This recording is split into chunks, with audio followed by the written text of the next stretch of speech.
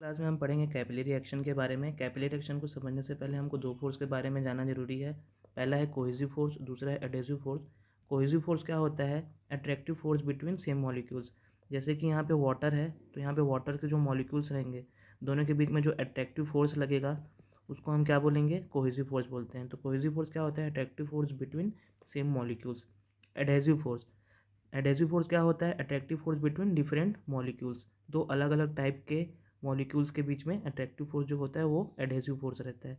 जैसे यहाँ पे मेरे पास दिख रहा है ये ग्लास ट्यूब है, इसके मॉलिक्यूल्स होंगे, ग्लास के मॉलिक्यूल्स होंगे, और यहाँ पे क्या है? वाटर, वाटर के मॉलिक्यूल्स होंगे। तो दोनों के बीच में जो अट्रैक्टिव फोर्स लगेगा उसको हम क्या बोलेंगे? एडहेसिव फोर्स बोलेंगे। Difference between adhesive force and cohesive force. Cohesive force और एडहेसिव फोर्स के बीच में डिफरेंट। तो एडहेसिव फोर्स क्या होता है? Attractive force between different molecules और सब्सटेंस। कोहेसिव फोर्स क्या होता है? Attractive force between same molecules और सब्सटेंस। एडहेसिव फोर्स में क्या होता है? जो डिफरेंट काइंड के मॉलिक्यूल्स होते हैं उसमें इलेक्ट्रोस्टैटिक और मैकेनिकल फोर्स के कारण एडहेजन होता है। लेकिन कोहेसिव फोर्स में क्या होता है? हाइड्रोजन बॉन्डिंग और वॉन्डल वॉर फोर्स सेम मॉलिक्यूल्स में पाया जाता है, उसके कारण क्या होता है? कोहेजन होता है। एक ग्लास में पानी लेते हैं, उसको सॉलिड सरफेस में हम स्प्रेड कर देते हैं, तो ये किसका एग्जांपल होता है? एडहेजन का एग्जांपल होता है। कोहेजन का एग्जांपल क्या है? फॉर्मेशन ऑफ वाटर ड्रॉपलेट और सरफेस टेंशन कोहेजन का एग्जांपल होता है। Surface tension is the tendency of liquid to shrink into the minimum surface area possible. हमको यहाँ पे वाटर के मॉलिक्यूल्स दिख रहे हैं, ये वाटर है। ये मॉलिक्यूल्स के आसपास के जो मॉलिक्यूल्स है इसको खींचने की कोशिश करेंगे तो ये जो मॉलिक्यूल्स क्या है? सभी डायरेक्शन में इक्वली अट्रैक्ट होगा।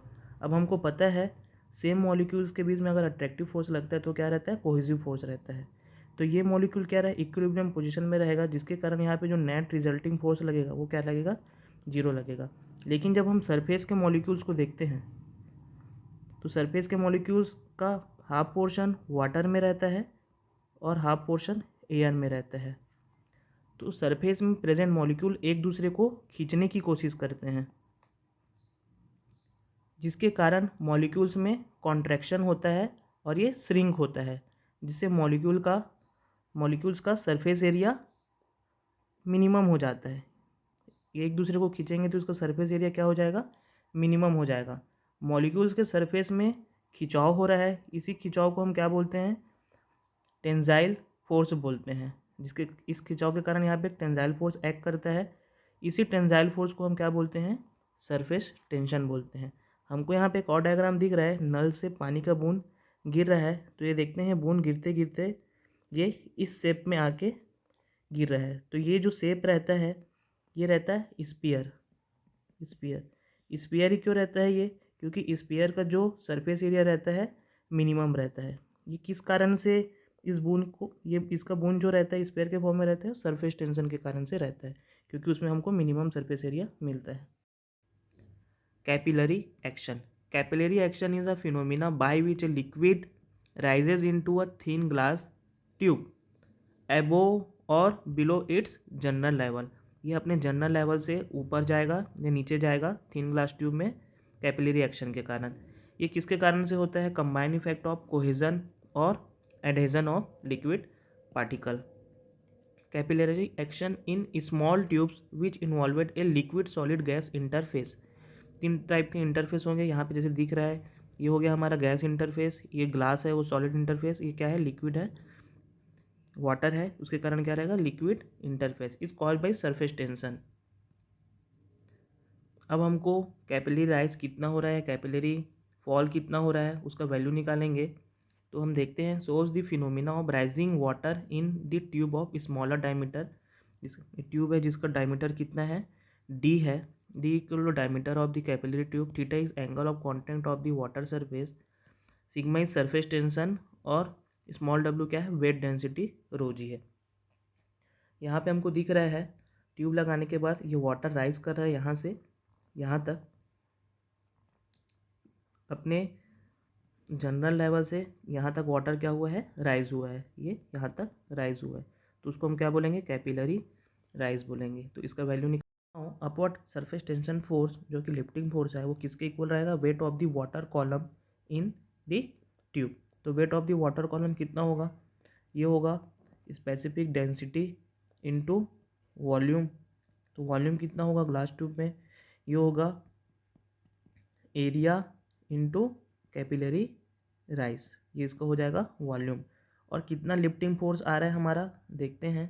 तो लिफ्टिंग फोर्स इसको हम जब रिजॉल्व करेंगे तो ये हमारे पास आएगा सिग्मा कॉस थीटा, ये हमारा लिफ्टिंग फोर्स हो गया।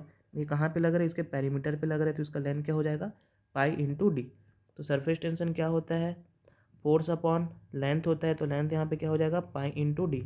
तो ये हो जाएगा सरफेस टेंशन यहाँ पे कितना लग रहा है, लिफ्टिंग फोर्स कितना है, यहाँ सिग्मा का वैल्यू कितना है, सिग्मा कॉस थीटा है। तो sigma cos theta into pi d equal to क्या हो जाएगा अपवर्ड सरफेस टेंशन फोर्स। तो pi d into sigma T into sigma cos theta equal to क्या हो जाएगा स्मॉल डब्लू मीन्स रो जी इंटू वॉल्यूम। वॉल्यूम का वैल्यू हम निकाल चुके हैं।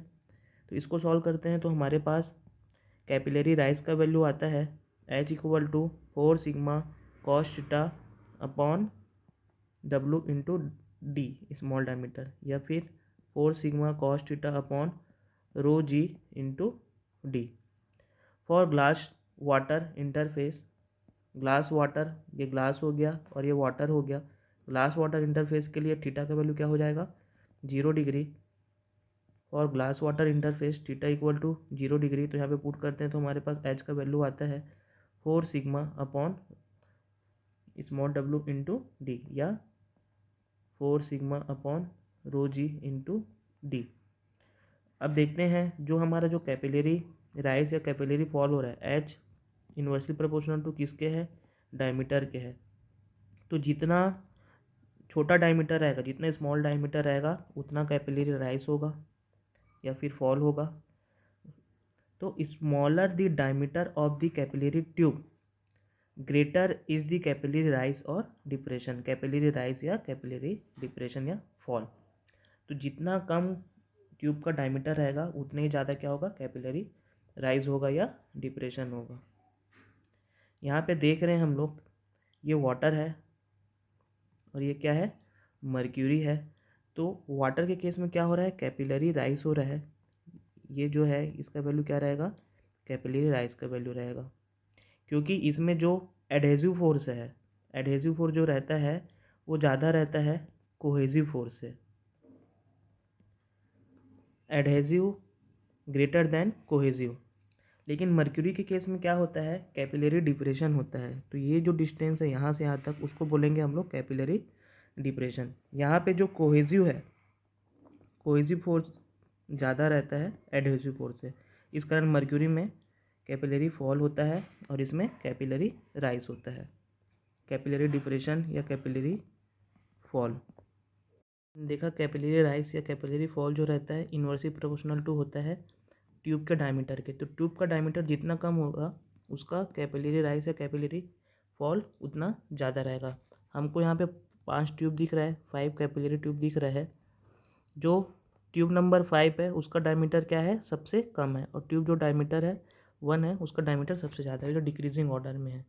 तो हम देखते हैं जिसका डायमीटर कम रहेगा उसमें क्या रहेगा कैपिलरी राइज ज़्यादा होगा और कैपिलरी डिप्रेशन ज़्यादा होगा। तो हम वाटर के केस में देखते हैं यहाँ पे कैपिलरी राइज जो हो रहा है ये बढ़ते जा रहा है, ट्यूब 5 का डायमीटर सबसे कम है तो यहाँ पे सबसे ज़्यादा राइज हो रहा है। सेम हम मर्क्यूरी के केस में देखते हैं, यहाँ पे कैपिलरी फॉल हो रहा है, डिप्रेशन हो रहा है।